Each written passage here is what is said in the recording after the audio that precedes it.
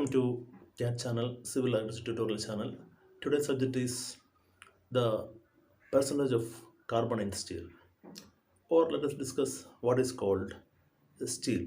Steel is an alloy of carbon and iron, and the percentage of carbon along with iron determines the type of steel. Steel can be differentiated into three types, depends upon the percentage of carbon, and all this percentage comes between 0 and 1 percentage.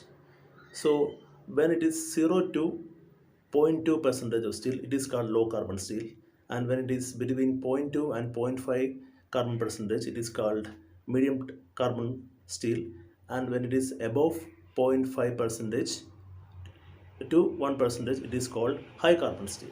When the carbon content increases, the yield strength or the tensile strength of the steel also increases. So as the strength of the steel increases, its hardness also increases, and also its brittleness increases. So there are three types of quality increases for a steel when the carbon content increases. That is a brittleness, hardness, and strength. So, and we know that when the brittleness increases, it is inversely proportional to ductility. That is, when the brittleness increases, the ductility will decrease. Same like when the hardness increases, it is inversely proportional to toughness. That means as the carbon content increases, the hardness of the steel increases, and then the toughness of the steel will be very less. So now let us see the content, the percentage of carbon in some of the items that we know in the market. Okay, that is wrought iron. Wrought iron contains less than 0.1 percentage of carbon. So that type of steel is called wrought iron.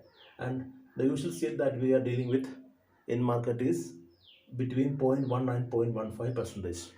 That which will come in low carbon steel. Okay, 0 to 0.2 percentage. And then high carbon steel comes between 0.55 to 0.95 percentage. And then cast iron. Cast iron contains the carbon percentage will be 2 to 4 percentage. And now we will have see some kind of general information regarding the carbon content in steel, which is usually asked in the examinations and interviews. Like this, there is a modulus of velocity of steel is 2 into 10 raised to 5 megapascal, and which is always same for all types of grades of steel, whether it is Fe 250, Fe 450, or Fe 500. The modulus of velocity will be same, 2 into 10 raised to 5 MPa. And just look at the graph of stress and strain graph, where we can see, if we compare the graphs of as we apply the stress and strain graph with the failure point, we can see for Fe 500, Fe 415, and Fe 250.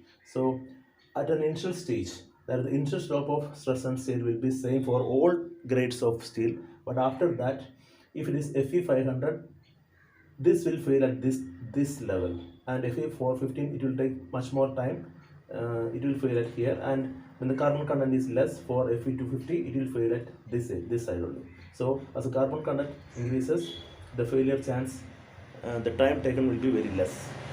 So this is a general video regarding the carbon content and its properties, which gives the steel different types of yield strength and also different properties like ductility, hardness, brittleness, etc. I hope you understand this subject. I will come with another video with another subject. Till then, goodbye. Please subscribe, share, and like my channel. Thank you very much.